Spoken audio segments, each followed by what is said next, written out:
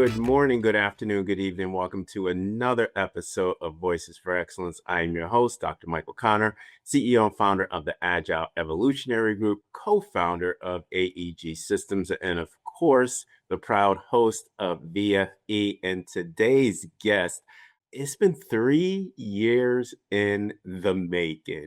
So I want to give you a story of how Daniel and I met. And then it became the evolution of everybody knows the Agile Diagnostic and AI platform and AEG Systems. So about 3 years ago, no, 4 years ago, right, Daniel? Or is it three or Three. four?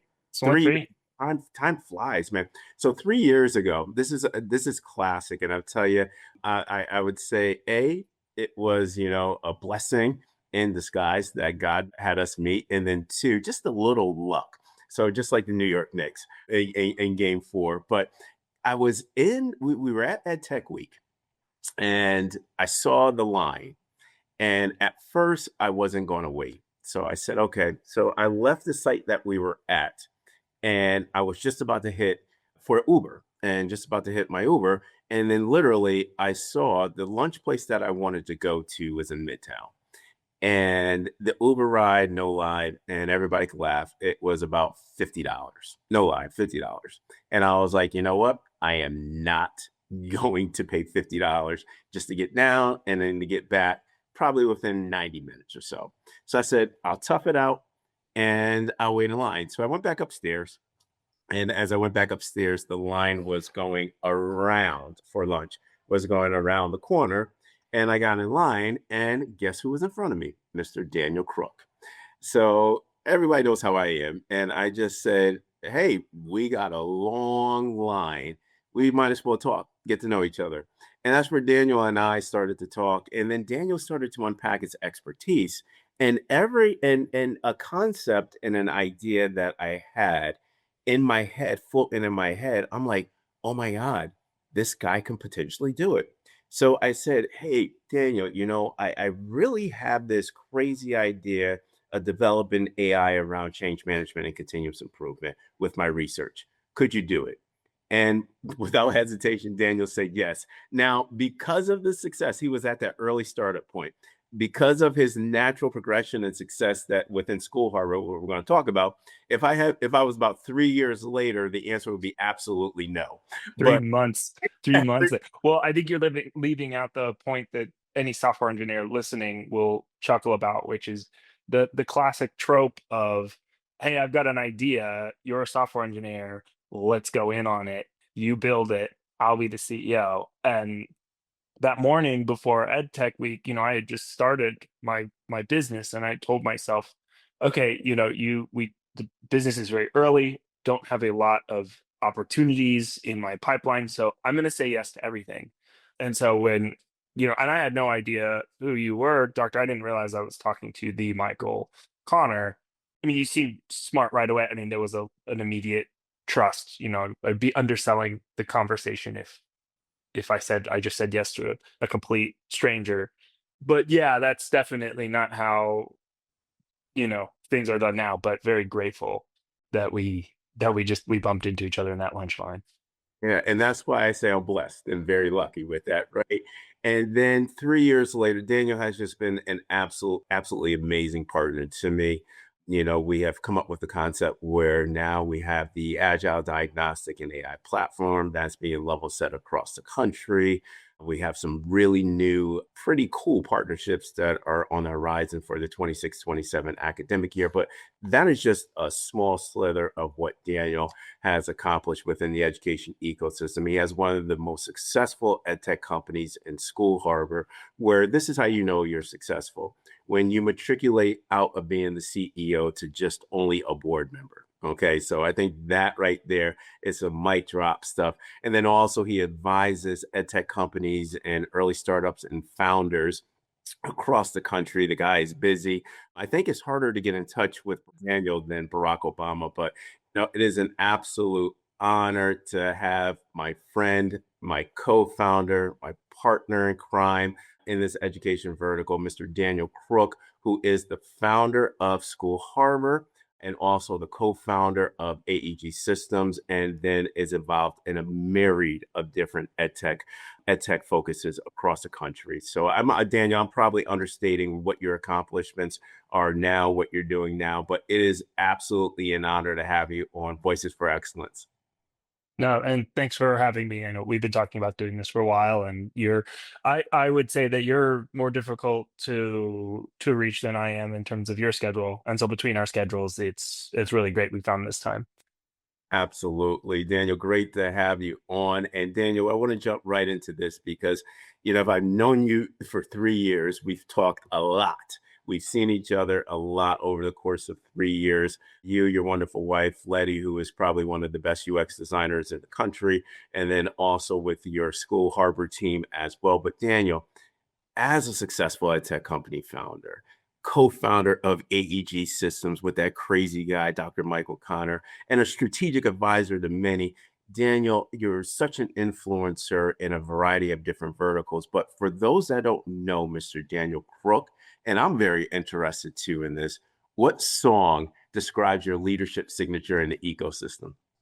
You know what's funny about this? Did you know I was a music major Yes, I and did. a career violinist? So I actually put a lot of thought into this, and this question stumped me. So I'm actually gonna have to answer this with John Cage's 4 minutes and 33 seconds. Oh, Do you know wow. this piece of music? This is actually like a little music history lesson for those listening. It's a piece by a modern composer named John John Cage, where for 4 minutes and 33 seconds, he comes out to the piano, he sits down, he doesn't do anything, and then is silent for 4 minutes and 33 seconds, and then walks off the stage. And so this is my not answer because I could not come up with a piece of music to describe my space. I took the question very seriously, but I figured this would be an interesting moment to give you a creative not answer and also let you know about one of the strangest pieces written in the last 100 years. Very controversial piece of music that is it music? Is it not? It's, the sound of the audience, it's the coughing, it's the sort of tension and confusion of coming to a music concert and for 4 minutes and 33 seconds hearing nothing but your own breath and maybe somebody's cell phone going off. So that's my answer.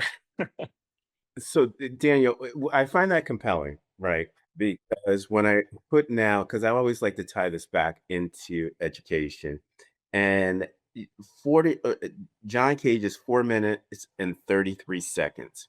And when I hear that, the sound of the audience, the cell phone, breathing, micro conversations that are going on in there, right?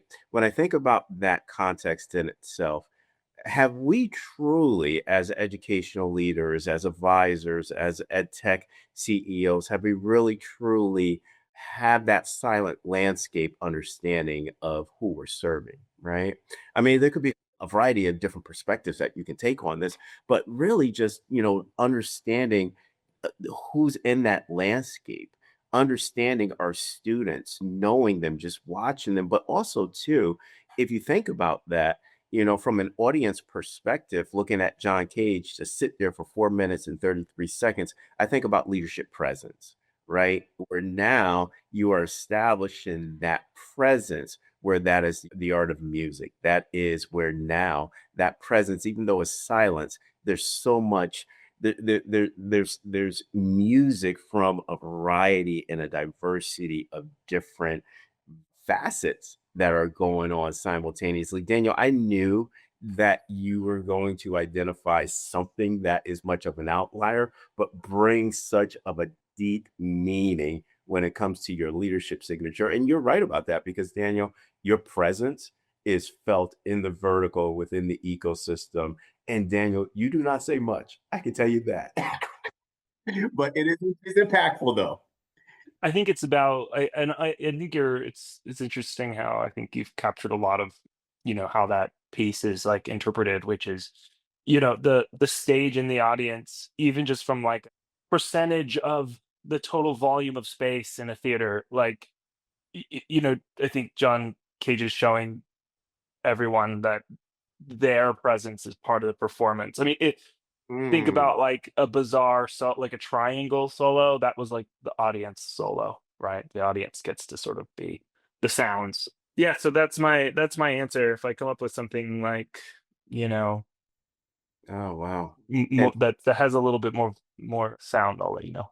oh, no, no, no, no, no. I like that because Daniel, this is probably the quote of this question.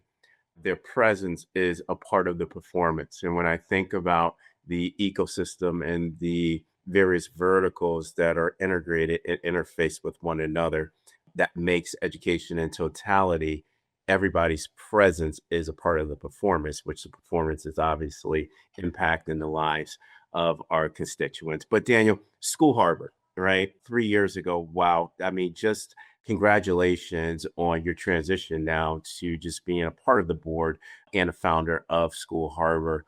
Shout out to Jared, who has become the new CEO. An amazing, amazing group. And to my audience, this is objective and subjective. That please, anything that you need from a technological standpoint, anything that you need to be able to support your data infrastructure, anything pertaining to that architecture, School Harbor, that full team. The reason why I know that full team is because, of course, they are helping and they continuously help leverage the agile diagnostic and AI platform. But Daniel, right now, School Harbor is truly positioned as an influencer in the educational ecosystem. But through the lens of a successful founder of an edtech company, Daniel, what do you see now as the biggest misalignment between what is being developed in edtech? You and I had these conversations before. I even heard you talk about this at various conferences in our small groups too. But what is the biggest misalignment that you see of what is being developed in edtech and what is actually needed in our learning organizations and classrooms for, again, the people that we support, our most important customers who are Generation Alpha and Beta? Yeah. Well, and that's a really great question. And I'm going to frame my answer around early companies because, that's really where my specialty lies. And I think I want to answer this with talk about two things in this question. I think one of the things that where there's like misalignment would be I think we're building a lot. I think that the ratio of student facing tools and tools for learning, I think that I think that that is a very like saturated space. And I think that not enough attention is given to more administrative problems. And I think that there's a lot of opportunity for folks to help schools reduce the burden of their back office to make not just to save keystrokes, but to actually do that while improving business intelligence that helps leaders make faster, more robust decisions. So there's a lot of like disjunct tools in the classroom on campuses, and that information isn't aggregating successfully to that administrative unit, be it a district office or a charter school leader, small or large. I think that, and especially in an age of where AI is this emerging, fast developing technology, it's never been more important to have great, easy to use data for that purpose. And so I think a lot of folks are still, and I don't think this is necessarily a bad thing, but I think there's so much focus on building tools for learners. And I think there could be a lot more focus on building tools for at the operational level. I also think that when it comes to the approach of building, I think in general, a lot of early founders kind of run with their first idea and there's not a lot. I think much more attention could be paid at the pre-build ideation, like before you start prototyping. Like I'll talk to a lot of folks who are thinking about building in the space, and they haven't done enough time talking to leaders. I think it's actually one of the things that's made, our work with the Agile Diagnostic platform as successful as it's been is that before we started building, Dr. Connor, you've talked to the superintendent user that we serve, exhaustively before I started typing a single line of code. And so that is something I think that as people are thinking about building solutions, even if you're a district administrator yourself, building an internal tool for your team, I think maybe this is a pretend stat, this is a heuristic, but maybe 1 in 50 people in an administrative role have started vibe coding. I'm talking to a lot. There's a every and this is before AI, there have still been, I think people don't know this, that software development tools have been progressively making the barrier to developing software easier and easier. Like we saw this with the cloud, right? The cloud technologies made it easier for developers to develop software in the same way that AI is. And so every time that barrier to entry gets easier and easier, we have more people who are fundamentally builders entering the space.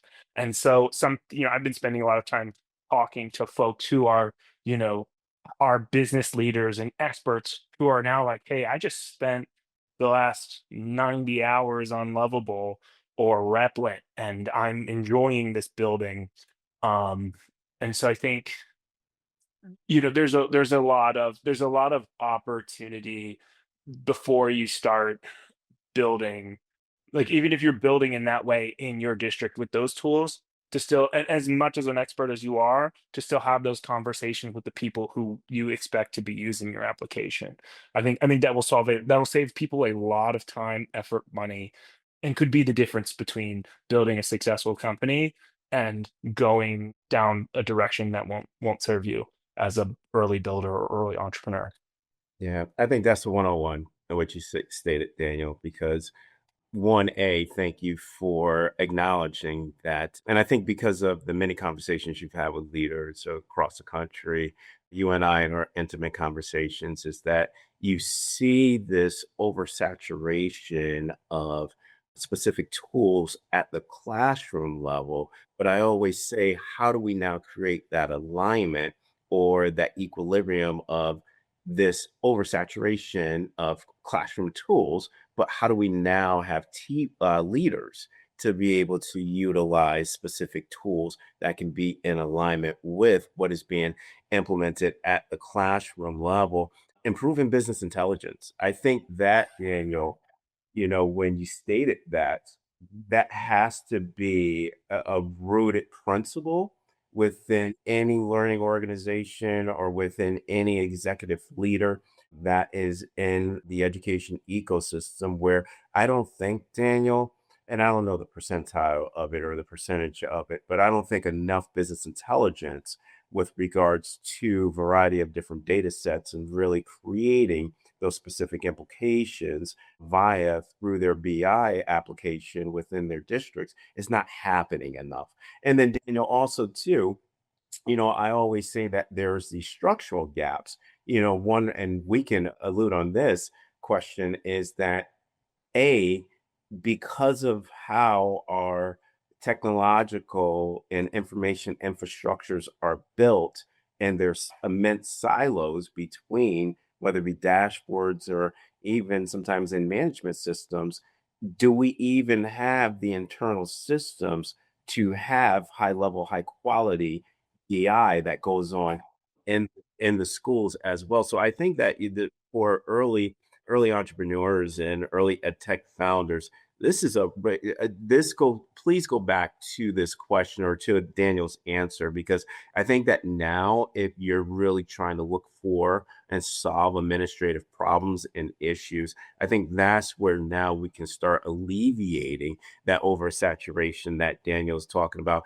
And then also too, understanding what the core problem is and the needs, as Daniel highlighted before, at that pre-build stage, where that now leads to the edtech founder with time, efficiency, and money with that. But Daniel, on to the next question as well. I want to ask you to unpack this question from an asset mindset lens, right? We see a lot in education, a deficit mindset lens as it's underscored, but I want you to focus your response on from this asset mindset lens. But for edtech companies, early edtech companies, early founders, how do you see technology, kind of going back to your response for the second question, how do you see technology solving operational and structural challenges that we see in education, right? Let me just give you an example. An operational and structural challenge or quandary that I used to face is I wanted to create that integrated, synergistic infrastructure architecture where now I'm looking at diverse data sets so I can have that business intelligence perspective so that now I can be able to pilot or experiment with specific continuous improvement cycles this iterative basis. Daniel, that does not exist because of how the operating model is designed in education. But how can it solve immediate and long-term issues so that learning organizations and executives and superintendents are aligned to the rapid economic shifts and demands we're encountering now in our everyday lives? There are, I think school systems, educational entities tend to be slow adopters of technology. And, you think about there was a time where not every school, an SIS, right? And now every school must have an SIS. And, you know, I think the data warehouse is the sort of, I think a lot of people are talking about AI right now, like it's AI everything. And I don't think enough attention is there's the fundamentals, the boring stuff that makes AI truly impactful and effective. And so I think if you're a educational leader, you're a site-based leader, you're a district leader, if you're thinking about leveraging, new AI systems, I think the first question you need to ask yourself is, do I have a data warehouse? Because that's the foundation of even beyond AI, just having interoperability in your own software ecosystem. There's a lot of attention at schools, around, and I think this is totally right. I mean, I am amazed and I am so impressed with every single educator, principal, IT administrator during COVID, the rapid digital transformation. I mean, it's unbelievable. I mean, it's honestly, it's patriotic to me. And it's one of the things that brought me, because I was working in big tech at the time. I had to leave education to work in the highest echelons of software engineering. But what brought me back to education was the pandemic. It was that push to move everything online overnight. And I think a lot of money was made available so schools could do this as effectively as possible. And, schools were adopting anything and everything they could.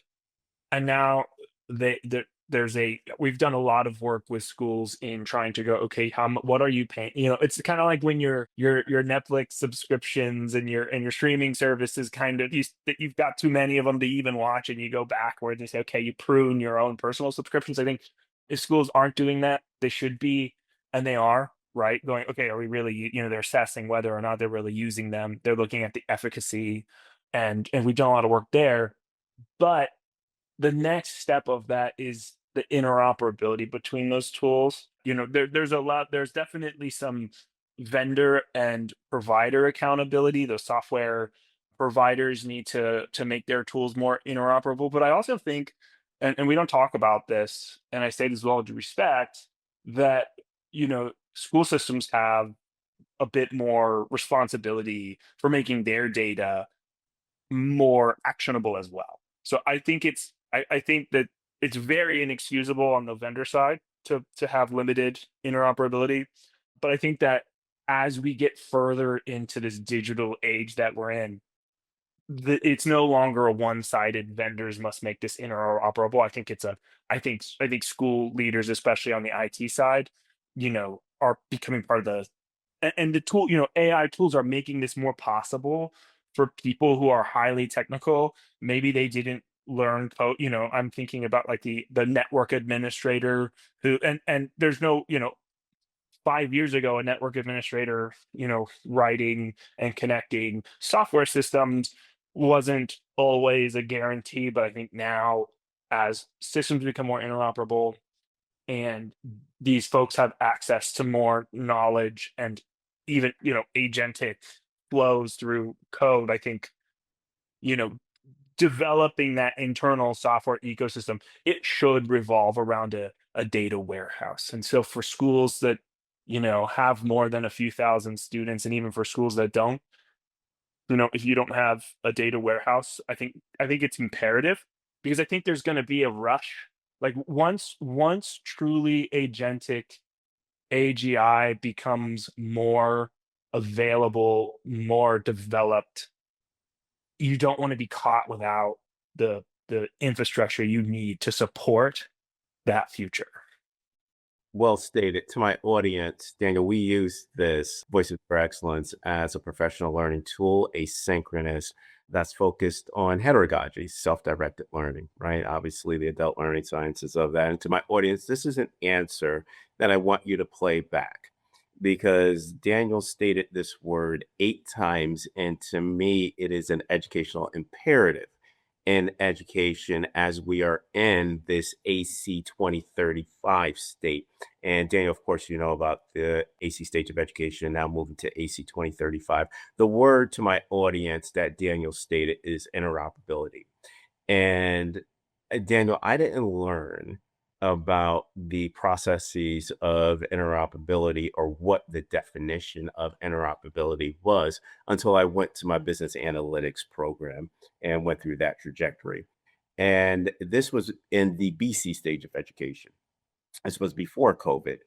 And I think that now we're starting to adopt specific vocabulary in the education ecosystem, where now interoperability is a necessity in order to advance and accelerate learning organizational goals and objectives. To my viewers and to my audience, Daniel stated this, and it's vital if we truly want to make data actionable, right? And Daniel is absolutely correct that data was not as actionable in the BC stage of education, even at the outset of the AC stage of education, because our systems did not have the necessary functionality for interoperability. Now we have these processes that can be implemented within our learning organizations so that now that data is connected. But Daniel, for level setting purposes for my audience, could you define what interoperability looks like within a data warehouse so that they can be able to have a simplified conceptual visualization of what that looks like? Yeah. And I think I want to answer the question, and I also want to expand a little bit about the what a data warehouse is, and why, because I think the sort of traditional wisdom might be, let's get a lot of information into our student information system. And while that is definitely one path forward, having more having space for your data to live, that can be defined in a shape or schema of data that perfectly suits analytical and also your bespoke purpose. Meaning, when you are using an SIS, that SIS is primarily, from a data perspective, designed to support the functionality and workflows that you use your SIS for. And while reporting is an important feature, reporting is different than data storage, analytics, and warehousing. They are neighbors, they are cousins, but they are different.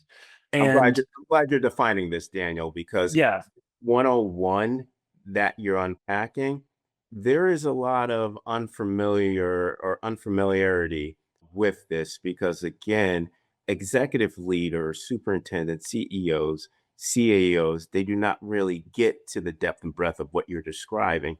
Now, truly talking about interoperability, the residual is the chief academic officer is going to have to work with the CIO or the CTO. When we look at, data that's coming from the SIS, how can we use data from the SIS and academic data, concatenate those data sets for business Exactly. intelligence. So this is Exactly. great that you're And doing this, and Daniel. having the right place to store that, right? Like technically, you could create custom tables in your PowerSchool instance and put HRS data in there, but it's not the perfect storage solution. It's the same way that I could technically put my silverware, in the cupboard over, not the actual dedicated silverware. So you need dedicated space to store your data. It also means that you have less dependencies on these systems, meaning if you were to invest so heavily in your student information system, which isn't necessarily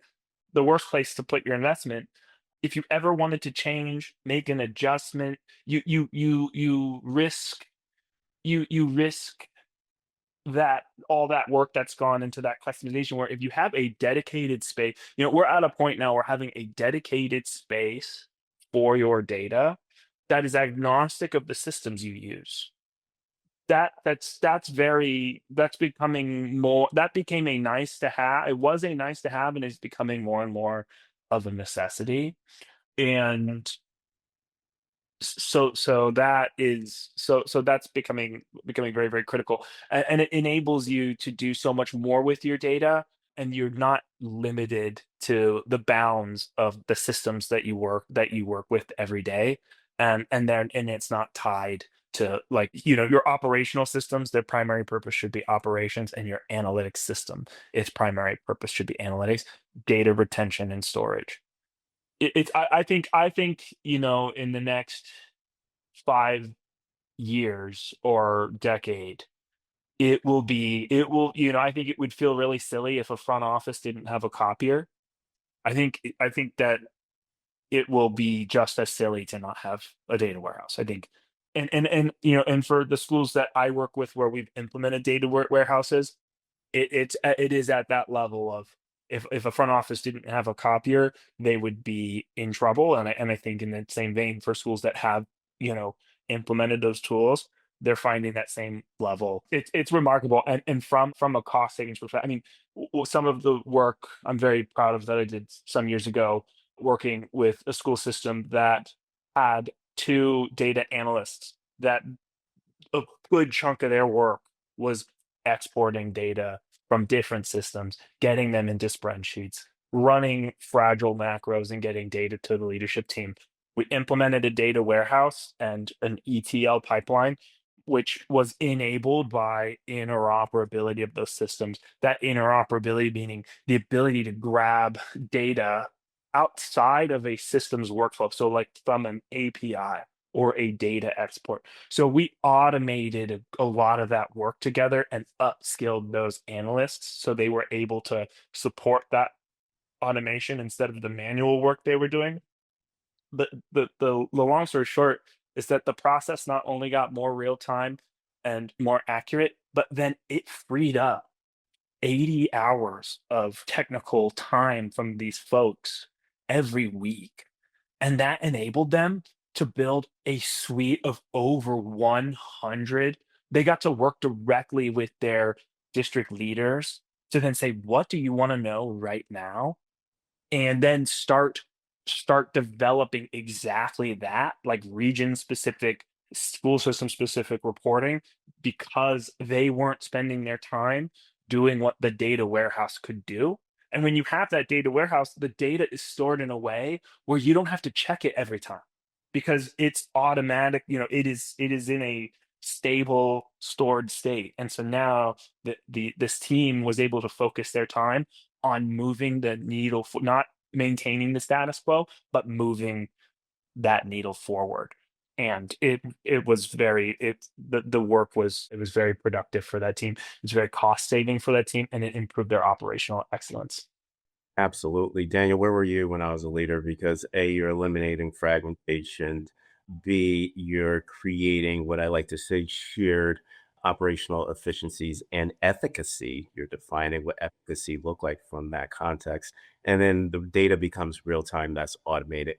Wow. Just imagine if leaders have that time that can be repurposed where now it can accelerate academic outcomes, it can accelerate teacher capacity, and then also too having that real-time dynamic of being iterative within the prototype of the model. Daniel, wow, that is just this absolutely phenomenal. I just can't wait, Daniel, wait until we actually have this level of real-time data that can be operationalized in an IoT form. We're now interoperability, bringing multiple data sets, and then some of these really complex, dense questions that we're trying to solve for would be much easier for the leaders as well. But Daniel, I want to jump into when learning organizations, when they want to start modernizing, because we talked about the fragmentation, of data, architecture within our schools and everything. But I want to talk about the digital footprint, right? And right now, I think that there's this level of systems tension that inhibits interoperability of what we were talking about. So if we know that we have these inherent systems or structural tensions that prevent interoperability from entering the educational landscape, kind of like this level set universal dynamic. If I was a leader, Daniel, what are the non negotiables for me from an architectural foundations standpoint? What is actually required to make it scalable? But moreover, how can I now look at these tensions and address them so that my learning organization become ready for this digital ecosystem that we're talking about around transformation? What is non-negotiable? I mean, I can speak to, like, as an engineer, I'm gonna get all technical about what I mean. I think there's always the level of what are non-negotiables. I think these are 99% of the time non-negotiables. Sometimes I've seen folks adopt tools that aren't interoperable in the slightest. They are going against the grain of that footprint, that ecosystem that this school system has spent time pruning and caring for. Um, but but I think there are a few things that can really just reduce friction immediately from a product. And I'm also going to put a caveat in here. I'm not going to get into cybersecurity right now. I think that needs to be a given, and I think for leaders and decision makers, that's well understood. And Daniel, So yeah, and before you go on, shout out to Julia Fallon. Her report that came out of CETA, it was the number one focus or number one concern. I believe it was cybersecurity that kind of taken over. The number one focus was around AI. So absolutely, Daniel, I'm glad you brought cybersecurity up. yeah, and I bring it up just to say it is a number one concern. So no need to just. I mean, we would want to just have a whole other podcast to talk about the musts of cybersecurity. So we're just caveat there. I mean, I think there's two things I think that are three things that are really critical to reducing friction. I think one is having a very thoughtful onboarding process and having that rostering piece. If you don't have that, seamless rostering experience, you better be white gloving. And you know this, Dr. Connor, in our work, where, when we work with a school system that doesn't have that, doesn't have a system like Power School, that we white glove their onboarding, because we're not going to put another task on that back office team that already has way too much going on. So I think a great way to reduce friction is through having a great so as a leader assessing, like, what is this, what is the rostering process? Just as importantly, and maybe even more so, I would say, is having a strong SSO, single sign-on option. For a lot of people, that's Clever. For some people, that's Google. But having that piece so that, especially if it's a student-facing learning tool, that's a must-have. And then the final piece, I think, for reduce, and these are the things that, when I was a decision maker, because my background was in schools as well. So schools, big tech, back to schools, started School Harbor. But when I was making these decisions, the three things I looked at was SSO, the rostering experience, obviously the cybersecurity, but then what is my, because I didn't even look, I think a lot of folks will look at the platform and look for feature, like what are the reports that your platform had? Like I never cared what reports your platform had. I cared, can I get 100% of my data out of your platform into my data warehouse? Right. So I think like, so having that ability to easily connect data from that platform into that central, data repository, that data warehouse. I think those are the three critical things for reducing friction, for creating cohesive ecosystem. Is can how easy is it for data to go in? How easy is it for data to go out? And how easy is it to sign in? Absolutely. And you know what? When I listen to you unpack this, Daniel, you just make it sound so simple. And how come universally we can't adopt this, simultaneously? But I agree 100% that SSO, right? And when we talk about SSO and cybersecurity, it's kind of your non-negotiables. We have a tendency, Daniel, that we just want to jump in as opposed to really looking at the foundations to create those conditions to really go into your data warehouse? Do we have the SSO and the processes that are embedded in it so that 100%, we're not focusing on the reports, but we want to make sure 100% of the data can be transferable into the data warehouse as well. That kind of goes back to now that business intelligence around the analytics, which is so critical with that. And then the rostering experience, Daniel, even though in when I'm putting my old executive leader hat on, when I hear rostering experience, I'm like, oh, that's just a simple rostering, within the actual, infrastructure itself or the architecture itself. But Daniel, can you just elaborate on, and you taught me this, why is it so important, or why that rostering process is such a rooted foundation to have the success of what you were talking about within your last answer? So let's actually talk about like the consequences of suboptimal rostering. And let's do it from the lens of from a learning tool. Maybe it's a testing software or test prep. And if your students are, moving between classrooms, are enrolling, unenrolling, if just one, I mean, think about if you've never gone, especially to like first or second grade classroom, if you've never if you've never seen 37-year-olds get onto computers, go do that. Okay. And so when you just doing that in a perfect world where you have do not have an individual user password for a set. Oh my goodness, that seems so simple, but you'd be surprised. And even if you've got like the QR code, and by the way, the QR code like login for, yeah, the clever badge, that support that. But so you're in this, you've rolled out a Chromebook cart, and you've got to pass all these out, and you got a lot of these students in.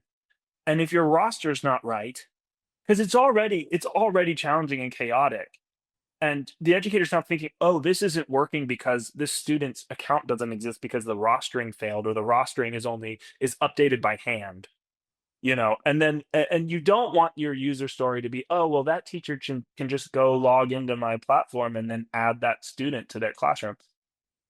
No, they're what? Like that's, yeah, it's like going to a restaurant and then the chef saying, make your own burger.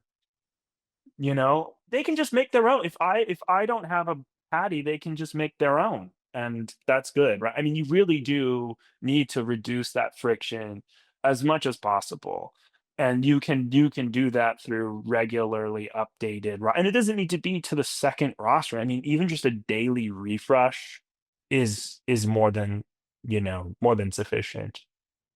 Absolutely. Absolutely. And Daniel, this is it's I'm glad that you brought this up, right? And I think that, sometimes, district leaders, they'll tell their stakeholders, they'll tell their leaders, hey, make your own burger. There's not enough Yeah, patties. And, that has just been make your own. That's the solution. Just make your own. Yeah, look, we made 99 out of 100 of the orders. You know what I mean? But then you're leaving a real human student behind. Nothing displays this more. The number one, I help a school system with their dismissal software every year, and I handle this personally as just because it's something that gives me so much heartburn, because you do the first day of school is already the first day of school, and like you cannot be wrong on the dismissal process, because nothing is going to make a parent more concerned or nervous than, oh, I don't your kid wasn't called, that they're in the wrong, we don't know which classroom they're in, you know what I mean, like that kind of thing. And that's just one, I mean, you can be 99.5% accurate, and that one student that has the dismissal issue, you just don't want to be, as somebody who provides software and provides those solutions, there's just not room for that kind of error. It's yeah. No, Daniel, this is great. This is great. And to my audience again, continue to unpack Daniel's answers and his responses. And I intentionally design and develop these questions because and I hear us automatically jumping into this AI conversation, this adoption AI, mindset. But when we think about this from an arrival AI lens, just like how electricity has disrupted our natural environment and lives, and AI from this arrival perspective, we have to unpack it and get down to the foundations. And in order for us to have or to leverage successful AI, exactly what Daniel is presenting, exactly what Daniel is unpacking with his responses, this is the prerequisite or the pretext, and for us to be able to have successful AI and this AI centric culture within our learning organizations. And now, Daniel, I'm going to ask the AI question because we built the foundation, the cognitive foundation, to now start thinking about this AI centric culture, other than or in lieu of a culture of using AI tools. How must we approach this? In essence, what you were describing is change management. How much of this approach do we have to underpin change management for operational efficiencies that are human centric? I think when it comes to approaching AI, staying human centric, I use the term AI sobriety, which is both understanding that there's this emergent tool and technology, and it is both powerful and limited, and it is changing and improving. And so I think that I think keeping, there's a lot of folks who are rightfully excited about developments in AI, but and as somebody who develops tools that, integrating AI, when is the appropriate time to use it? What is AI in its current state good at? How are we anticipating how it will improve? There were things that we thought would be like streaming movies was something that was inconceivable during dial-up. Right, right, right. Inconceivable, not even a you'd be laughed off the stage if you said that people are going to get rid of movie DVDs, right? That's just, and understand, and I think what's brilliant is you look at a company like Netflix that started off as, Netflix is a great example of like maybe the antithesis of what people think about when they think about tech. I mean, was Netflix really that much of a tech company when they were mailing DVDs? Were they? I mean, I think like operationally, yes, they were an internet company. They were, you know, but think about how as the internet changed, and it's not just a software, it's not just an AI, it's data centers, infrastructure, our supply. This is a global and multifaceted problem, or not problem, but development. And so, like, all of these, just trying to understand it, like, what's fascinating with Netflix is it's like they went from sending DVDs to completely and fundamentally transforming the entire movie industry, and that's the same company. And I think so, like, what we're doing with AI, we're at the DVD phase. We're at the dial-up phase. And so there's a lot of, so you don't want to make choices necessarily, or critical. Like I think a lot of people are making, we're seeing it now. People have been making, staffing choices based on thinking that AI will be in a certain place and then going back and, a lot of AI pilots are failing, and that's okay. That's part of it. So we have to stay, if we stay grounded and we know that that's the case, if we know that most of these, I love what we did, Dr. Connor. I think we've been very AI sober in our work, which in our first year of doing our work, we level set with leaders and said, hey, this is the experimental group. Like we didn't over prompt. We said, here's what we were trying to accomplish together as a team. We weren't, here's your software, drop it off on their doorstep and walk away. It was leader, and I think as a vendor, us doing this, being that partner and saying we're developing this AI platform for then you to give us this feedback, for you to use and teach, for us to learn with you. I think staying grounded can create a lot of value. Like we don't have to be in the Star Wars universe to do something futuristic. You can. That's it is human centric to say we are going to both use AI but also create a human based community of excellent leaders to explore it. And so I think keeping keeping your implementation like rooted in the reality of what the tool can do now and not trying to over predict where it will be, but rolling with the availability. Netflix did that. They did the DVDs, and as the technology changed, they adapted to it and built their business that way. And before they knew it, they're the biggest name out there. And so I think like as leaders of site-based leaders, district-based leaders, ed tech providers, we're all doing the same. We all have the same mission, which is to improve operational efficiency so that and to improve learning outcomes so we can have better schools and better outcomes for learners. We're all on this same team. And so I think like operating from a grounded, community-based approach for adopting technology and not jumping the gun on. Yeah, I think a lot of people gravitate to wanting to be the most futuristic, and I actually think that that's kind of the antithesis of being truly futuristic, which is taking a step back, working with the people around you, and staying like rooted in the reality of our moment, which is that AI isn't capable of doing most things well enough to put in front of students, and that AI is very good at helping us put things in front of students more effectively with the same level of fidelity or more faster, but in a human centric approach, not a completely. We're not there yet. We might be, but we're not there yet. And so I think understanding that and then taking that approach. I love that, Daniel. Specifically, what you stated at the outset, AI sobriety, right?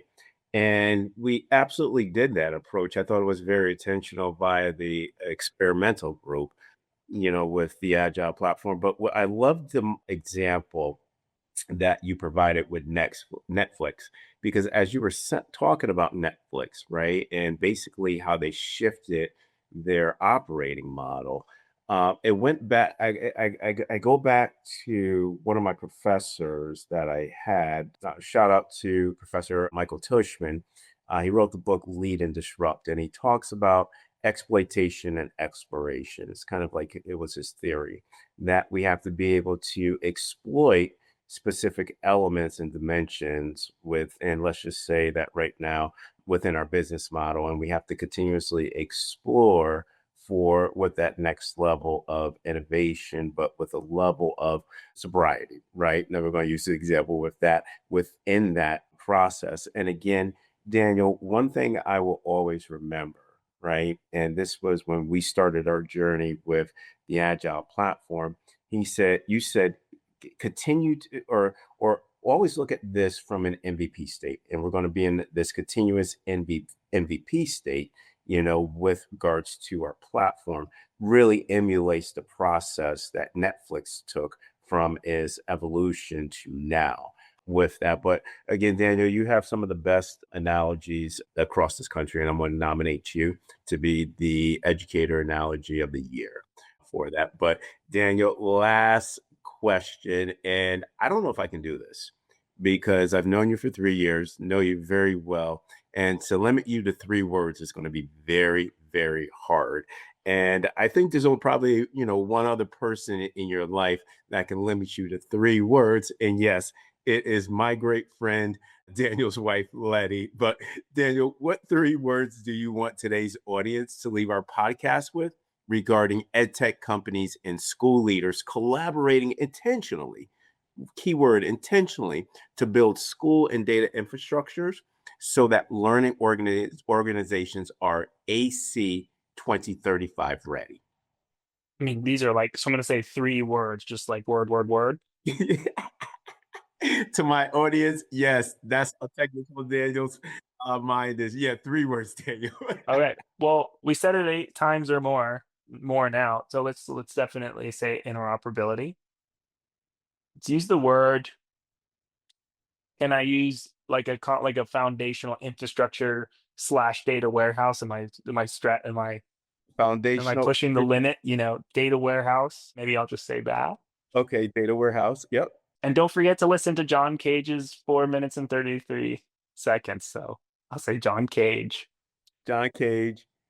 And I'm going to check that out, Daniel, because that is absolutely phenomenal. And I'm going to Sure. actually, I might even have this as one of my exercises within my micro credential program or my doctoral class. But interoperability, data warehouse, and John Cage, 4 minutes and 33 seconds. Mr. Daniel Crook, thank you for coming on VFE. You lasted, my good brother. Now, Daniel, if anybody wants to get in touch with you, want to learn more about School Harbor, the work that's being underpinned at School Harbor, if I'm an early tech founder or CEO that's starting a startup, how would I be able to get in contact with you? Yeah, just find us. Just put School Harbor into Google.